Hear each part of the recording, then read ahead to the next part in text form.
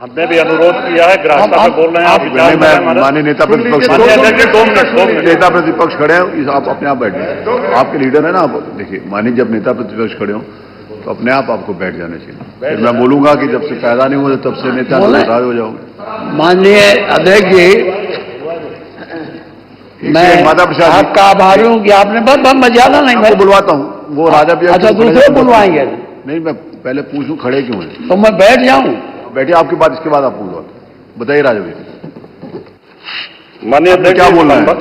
संभल के विषय में ही चर्चा नहीं है, हम अपना चर्चा नहीं है राजा भैया, कोई चर्चा स्वीकार नहीं कर रहे हैं माननीय कि चर्चा कराई जाए या ना कराई जाए। ऐसे तथ्य जो ना आए हो कुछ बताना चाहते हैं? 5 मिनट, 5 मिनट नहीं, 2 मिनट। कुछ तथ्य जो इस सदन में रखे गए, इसके बाद आपको उनको भी सूचना दी है, तो केवल वो आपत्तिजनक है। कुछ बिंदु मैंने भी नोटिस है। इस सदन की कार्रवाई लाइव देखी जाती है, रिकॉर्ड रहता है। माननीय नवाब साहब हमारे बहुत अच्छे मित्र हैं, साथ में मंत्रिमंडल में भी रहे।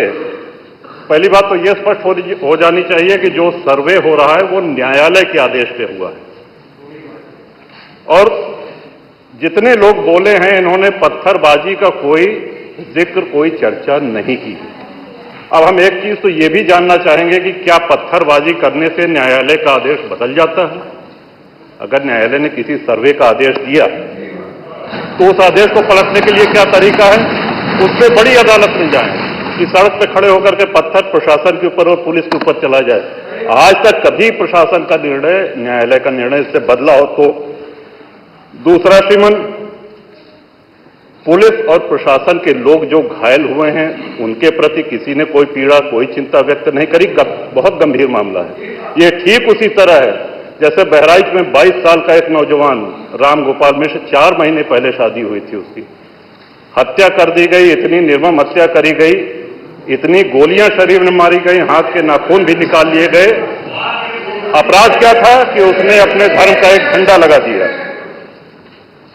श्रीमान, इसी चर्चा में एक बड़ा रोचक तथ्य सामने आया। माननीय नवाब साहब ने कहा कि कुंदरकी में लूट हुई है, लूट करके, वोट लूट करके ये विधायक बन गए हैं। वरना कुंदरकी में 65% मुसलमान हैं, 35% हिंदू हैं, तो रामवीर सिंह कैसे जीत जाता? ये कार्रवाई में है हमारा। तो मनोहर, एक सवाल हम ये भी करना चाहते हैं कि जिन विधानसभाओं में मुस्लिम मतदाता की संख्या हिंदू से कम है, क्या वो लूट करके विधायक बन के आते हैं? या क्या हिंदू बाहुल्य जो विधानसभाएं हैं वो मुसलमान को वोट नहीं देती? इस हिसाब से तो यही लगता है कि सबसे बड़ा आश्चर्य धरती का यही हो गया कि जब 65% मुस्लिम है तो हिंदू कैसे जीत गया? आज पहला दिन है इन लोगों का सदन में। हमने अनुरोध किया था जो नए सदस्य जीत के आए हैं कम से कम परिचय करा दें, हम लोग भी पहचान लें। हमारा कोई परिचय नहीं है रामवीर जी से, लेकिन वो निर्वाचित सदस्य हो चुके हैं, इस सदन के सम्मानित सदस्य हैं। उनका इस तरह से अपमान करना, उनको लुटेरा कहना, ये तो आपत्तिजनक है। और सर्वे हम बोल रहे तो आप बोल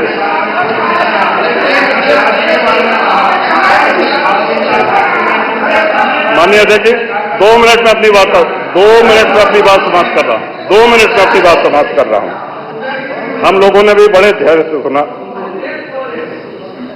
तो इस सदन का एक क्राइटेरिया, एक मापदंड क्या ये तय मान लिया जाए कि जहां हिंदू अधिक है वहां हिंदू विधायक को ही जीतना चाहिए, मुस्लिम विधायक सिर्फ वहीं से जीतना चाहिए जहां मुस्लिम की आबादी 50% से अधिक है?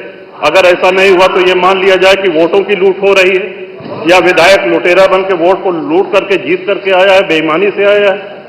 तो श्रीमान, ये तो इन शब्दों को कार्रवाई से हटाया जाना चाहिए। ये सदन के विधायक का अपमान है। और एक बात और कही गई कि सर्वे शांतिपूर्ण चल रहा था। एक हिंदू होने के नाते, एक सनातनी होने के नाते माननीय अध्यक्ष जी, हम तो ये कहते हैं कि न्यायालय किसी भी मंदिर पर सर्वे का अगर कोई आदेश करती है तो मैं नहीं समझता कि किसी भी सनातनी, किसी भी हिंदू को कोई आपत्ति होगी। हमने किसी के धर्मस्थल तोड़ के अपने धर्मस्थल नहीं बनाए। करें, जहां करना हो सर्वे करें। हम कभी गुम्मा अद्धा नहीं चलाएंगे, हम पत्थरबाजी, हम न्यायालय के निर्णय का सम्मान करेंगे। तो शासन का काम, प्रशासन का काम तो न्यायालय के निर्णय को लागू कराना होता है। तो इसलिए माननीय अध्यक्ष जी, इस पे चर्चा कराई जाए।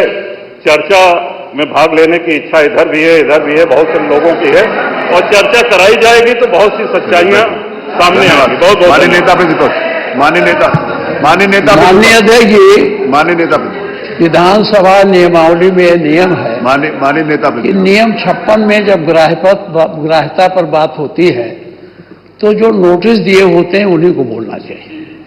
जब चर्चा होती है तो पूरा सदन, कोई भी सदस्य उसमें हिस्सा ले सकता। मैं कोई आपत्ति इस बात की है, क्या माननीय सदस्य ने आपको कोई नोटिस दी थी? अगर नहीं नोटिस दी है तो ग्राह्यता पर इनको कैसे बोलने दिया गया? आप देख रहे हैं जियो 9 न्यूज।